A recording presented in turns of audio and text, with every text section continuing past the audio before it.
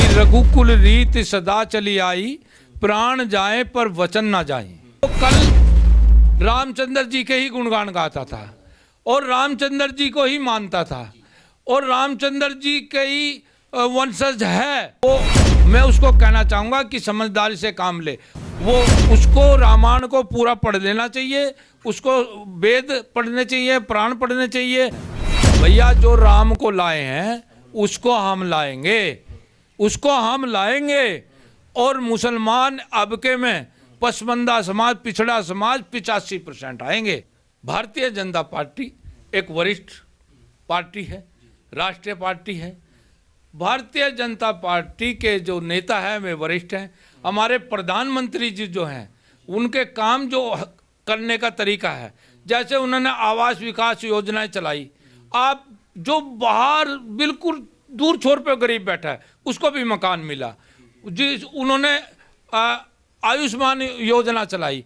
उन्होंने जो गरीब कभी कैंसर हो गया और उसको जो है टीबी हो गई, बड़ी बीमारी, किडनी खराब हो गई, गुर्दे खराब हो गए, वो कई लाख नहीं लगा सकता था, वो मर जाता था। आज 5 लाख रुपए का उसको जो है वो मिल रहा है।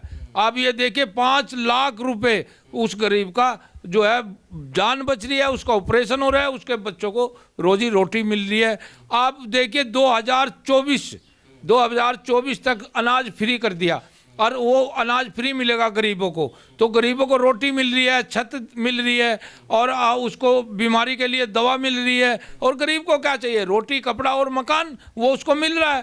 तो इसलिए मुसलमान, अब मैं इस पे ये कहना चाहूँगा कि मुसलमान जो है, जो पसमंदा समाज है, जो पिछड़ा समाज है, वो मोदी जी के साथ आज से नहीं 2009 से है। और जब से मैं, अब मोदी जी तो 14 में आए, 9 में तो मोदी जी नहीं थे प्रधानमंत्री, अटल बिहारी वाजपेयी जी थे, हैं, उन्होंने चुनाव लड़ा था भारतीय जनता पार्टी के साथ। तो जब भी था मुसलमान, और आज भी है और आगे भी रहेगा। इसी बीच एक और बात सामने आई, जहां हिंदुओं की आस्था और सनातन संस्कृति को ठेस पहुंच रही थी धीरेन्द्र शास्त्री को लेकर, वहीं स्वामी प्रसाद मौर्य हैं समाजवादी पार्टी के नेता। वो कहते हैं रामचरितमानस को जला देना चाहिए, फाड़ देना चाहिए, फेंक देना चाहिए, इसमें दलित और पिछड़े, वंचित, उन सब का विरोध है, महिलाओं के लिए कुछ गलत चीज़ें इस्तेमाल हुई हैं।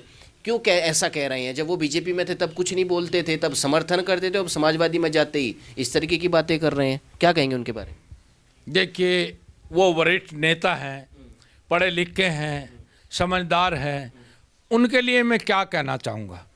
मैं तो एक छोटा सा समाज सेवी हूँ। समाज सेवी हैं, लेकिन जैसे आप समाज में रहते हैं, क्या रामचरितमानस के बारे में, जो हिंदू या सनातनियों की एक ऐसी किताब मानी जाती है जिसको सर्व समाज कहीं ना कहीं मानने की कथाएं सुनता है, कोशिश करता है, ऐसे में इतने बड़ा नेता होने के बाद क्या ये चीज़ें अखिलेश को नुकसान पहुँचाएंगी और बीजेपी को फ़ायदा करेंगी?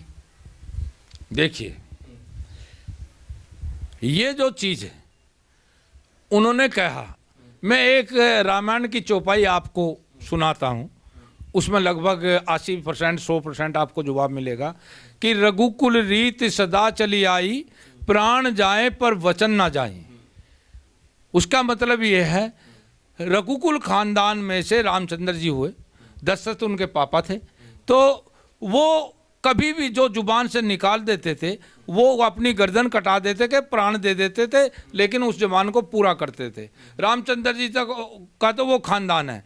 और देखिए, जो जिस नेता की आप बात कर रहे हैं, वो कल रामचंद्र जी के ही गुणगान गाता था और रामचंद्र जी को ही मानता था और रामचंद्र जी के ही वंशज है।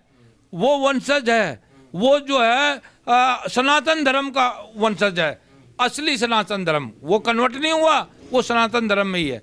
वो मैं उसको कहना चाहूँगा कि समझदारी से काम ले। और रही उसकी बात नुकसान की और फायदे की, देखो, बीजेपी कभी जातिवाद नहीं करती, बीजेपी कभी धर्मवाद नहीं करती। और ये लोग जो हैं, एक मुसलमान को भी बीजेपी प्यार करती है और ये टारगेट बना के रखते हैं। इन्होंने मुसलमान को भी, पसमंदा समाज को, पिछड़े मुसलमान को वोट बैंक बना के रखा है। अब मुसलमान समझ गया है, पढ़ा लिखा हो गया, 100% जानता है। अब वो समाजवादी के चक्कर में नहीं आएगा, बसपा के चक्कर में नहीं आएगा और ना इन लोगों के चक्कर में आएगा। कल तो ये इसमें मंत्री थे बीजेपी में, जब तो ये वाह वाह कर रहे थे मैं एक बात बताता हूँ, मैंने एक इंटरव्यू में कहा था और मैं आज भी कहता हूँ आपके सामने, भैया जो राम को लाए हैं उसको हम लाएंगे, उसको हम लाएंगे। और मुसलमान अब के में पसमंदा समाज, पिछड़ा समाज 85% आएंगे। और रही उसकी बात, वो उसको रामायण को पूरा पढ़ लेना चाहिए, उसको वेद पढ़ने चाहिए, पुराण पढ़ने चाहिए, और फिर कुशवाहा साहब को कुछ कहना चाहिए। वो जो है उसकी बात का मैं खंडन करता हूं और बिल्कुल नुकसान पहुंचेगा अखिलेश जी को। कैसे देखते हैं